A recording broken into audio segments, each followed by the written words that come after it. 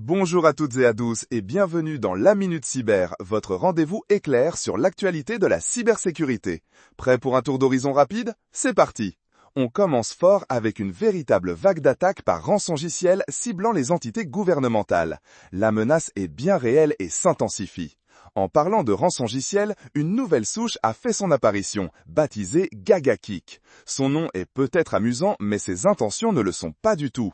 Eh oui, les tactiques des rançongiciels évoluent, incluant désormais des menaces physiques et même du chantage réglementaire. De quoi faire froid dans le dos. Passons aux failles. Des vulnérabilités critiques ont été découvertes dans les caméras intelligentes d'Awa. Si vous en avez, soyez vigilants et mettez à jour. Pire encore, il y a une exploitation active de vulnérabilités 0-day sur SharePoint. Ces failles sont très dangereuses car elles sont utilisées avant même que des correctifs ne soient disponibles. La prudence est de mise. Côté arnaque, une augmentation sans précédent des escroqueries focales par deepfake d'IA est à signaler. Ça devient difficile de distinguer le vrai du faux.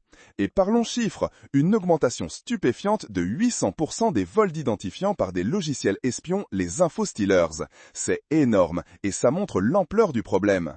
Le secteur du commerce de retail, lui, a été durement touché, atteignant des volumes d'attaques cyber sans précédent au deuxième trimestre 2025. Pas de répit pour les commerçants. Mais il n'y a pas que des mauvaises nouvelles. La CISA, l'agence américaine de cybersécurité, a lancé sa plateforme d'analyse de malware Thorium, un outil prometteur pour contrer les menaces.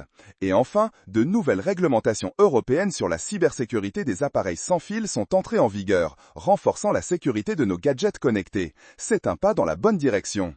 Voilà, c'était la Minute Cyber pour aujourd'hui. Gardez l'œil ouvert, mettez à jour vos systèmes et restez connectés en toute sécurité. On se retrouve très vite pour un nouveau Flash Info Cyber. À bientôt!